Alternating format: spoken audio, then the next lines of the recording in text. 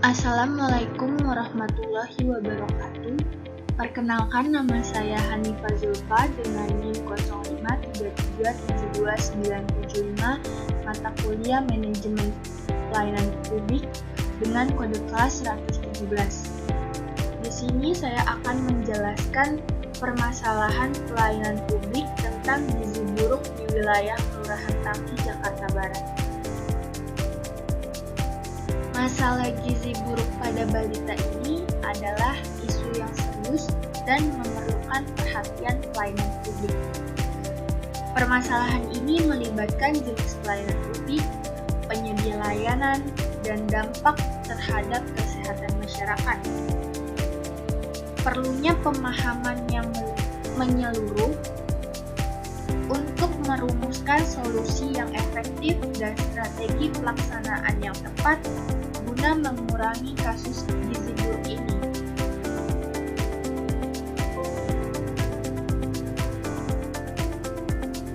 Yang pertama, permasalahan pelayanan publik dalam penanganan gizi buruk.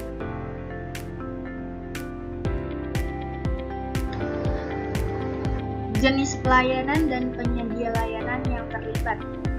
Pelayanan dalam penanganan gizi buruk ini meliputi layanan kesehatan dasar, edukasi gizi, dan distribusi bantuan pangan. Penyedia layanan ini terdiri dari pemerintah desa, puskesmas, dan lembaga swadaya masyarakat untuk menyediakan kualitas layanan yang terkendala oleh sumber daya yang terbatas dan koordinasi yang kurang efektif antar penyedia. Dampak masalah gizi buruk ini dapat menurunkan kualitas hidup balita, meningkatkan risiko penyakit, dan angka kematian yang tinggi. Selain itu, masalah ini membawa konsekuensi sosial ekonomi seperti rendahnya produktivitas masa depan dan beban kesehatan yang meningkat bagi masyarakat serta pemerintah. Kendala dan hambatan dalam pelaksanaan pelayanan publik. Pertama, kurangnya pemahaman orang tua tentang pentingnya nutrisi seimbang serta keterbatasan waktu akibat kesibukan mereka. Selain itu, ekonomi yang sulit juga menjadi hambatan dalam pembelian makanan bergizi. Kesulitan koordinasi ini turut mengurangi efektivitas program penanganan pelayanan gizi buruk di lapangan.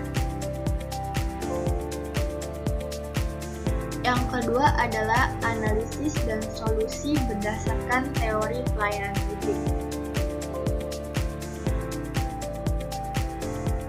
Penyebab permasalahan ini berdasarkan konsep pelayanan publik. Permasalahan gizi buruk terjadi akibat kurangnya akses dan edukasi gizi yang optimal. Konsep pelayanan publik menekankan pentingnya koordinasi antara penyedia layanan dan masyarakat, dan juga keterbatasan sumber daya dan rendahnya literasi gizi masyarakat menjadi penyebab utama yang menghambat penerimaan dan keefektivitas layanan publik yang diberikan. Apa saja sih solusi baru dengan pendekatan teori pelayanan publik? Yang pertama, digitalisasi layanan posyandu seperti pemantauan berat badan online untuk menjangkau orang tua yang sibuk. Kedua, edukasi yang lebih mendalam dalam penguatan program makanan tambahan gizi. Ketiga, pendekatan inovatif yang bertujuan untuk meningkatkan akses, kualitas, dan partisipasi masyarakat untuk mengurangi kasus gizi buruk secara berkelanjutan. Dan juga strategi pelaksanaan langkah penerapan dan antisipasi hambatan.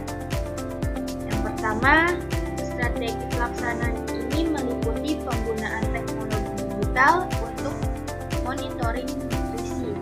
Kedua, penguatan edukasi melalui komunitas kesehatan. Dan ketiga, pemantauan rutin program bantuan makanan tambahan.